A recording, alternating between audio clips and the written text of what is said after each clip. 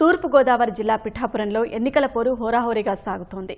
తెలుగుదేశం వైకాపాతో పాటు ఈసారి జనసేన బరిలో దిగడం వల్ల 3 పార్టీల మధ్య పోటీ నెలకొంది. ఏ పార్టీ అభ్యర్థి విజయం సాధిస్తారనే ఉత్కంఠ ప్రజల్లో నెలకొంది.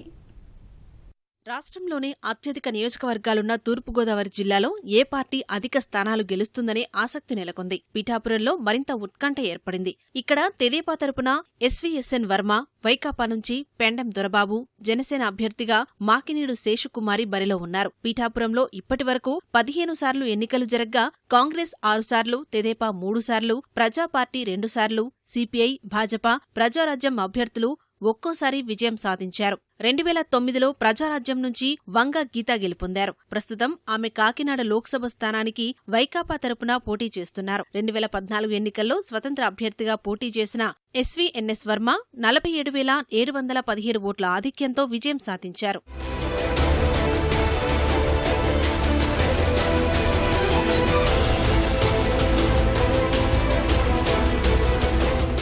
పిఠాపురం నియోజకవర్గంలో 2,29,591 మంది ఓటర్లున్నారు. వీరిలో 3వ వంతు ఓటర్లు కాపు సామాజిక వర్గానికి చెందినారు. ఎన్నికల్లో విజయం సాధించాలంటే మెజార్టీ కాపు ఓటర్ల మద్దతు ఉండాల్సిందే. తర్వాత స్థానం బీసీలదే. వారిలో సుమారు 30,000 మంది మత్స్యకారులు ఉన్నారు. గత ఎన్నికల్లో ఎస్వీఎన్ఎస్ వర్మ తెదేపా తిరుగుబాటు అభ్యర్థిగా పోటీ చేసి విజయం సాధించారు. ఎన్నికల తర్వాత తెదేపాలో చేరిన వర్మ ఈసారి తెలుగుదేశం నుంచే పోటీ చేస్తున్నారు. రాష్ట్రంలో అమలు చేసిన సంక్షేమ పథకాల వల్ల ప్రజల నుంచి విశేష స్పందన లభిస్తోందని, మళ్లీ గెలుపు తనదేనని వర్మ ధీమాగా ఉన్నారు.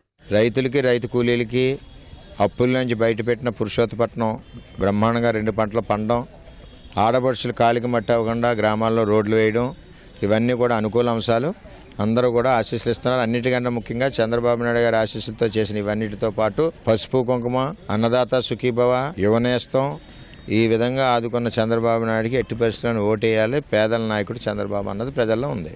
పిఠాపురం అర్బన్లో 150 కోట్లతో భూగర్భ డ్రైనేజ్ చేస్తాం. అలాగే నియోజకవర్గానికి మత్స్యకారులకు సంబంధించి ఫిషింగ్ హార్బర్ని ఆల్రెడీ టెండర్లు పిలిచి స్టేజ్కి వచ్చింది. పర్మిషన్లు అన్నీ తెచ్చాం. రాబోయే రోజుల్లో ఎస్సీజెడ్లో పరిశ్రమలు వస్తున్నాయి. 64,000 కోట్లతో హెచ్పీసీఎల్ అయింది. అందులో స్థానిక యువతకి 25% రిజర్వేషన్ ఇస్తాం. వైకాపా తరపున పెండెం దొరబాబు పోటీ చేస్తున్నారు. 2004లో భాజపా నుంచి ఎమ్మెల్యేగా గెలిచిన ఆయన గత ఎన్నికల్లో వైకాపా నుంచి పోటీ చేసి ఓడిపోయారు. ప్రభుత్వంపై వ్యతిరేకత తమకు కలిసొస్తుందని ఆయన చెబుతున్నారు. ప్రజలు జగన్ పాలన కోరుకుంటున్నారని దొరబాబు అంటున్నారు. ఏ గ్రామం వెళ్ళినా ఘనస్వాగతం చెప్తూ మేము జగనన్నకు ఓటేస్తాం, ముఖ్యమంత్రిని చేసుకుంటాం, రాబోయే రోజుల్లో మాకు మంచి భవిష్యత్తు ఉంటుందనే ఆలోచనతోటి స్వర్గీయ వైఎస్ రాజశేఖర రెడ్డి గారు పేదవాళ్ళందరినీ కూడా సమానంగా చూడగలిగాడు. ఆ రకమైన ప్రభుత్వం మాకు కావాలని కోరుకుంటున్నారు. లాస్ట్ టైం ఎలక్షన్ ఒక మోడీ, ఓ పవన్ కళ్యాణ్ రాష్ట్రం విడిపోవడం, అపారమైన అనుభవం, ఇన్ని కలిపితే ఆ రోజున ఒక 5 లక్షల ఓట్లతోటి తెలుగుదేశం పార్టీ అధికారంలోకి వచ్చింది. ఈ రోజున అపారమైన అనుభవం అతను చూపించలేకపోయారు.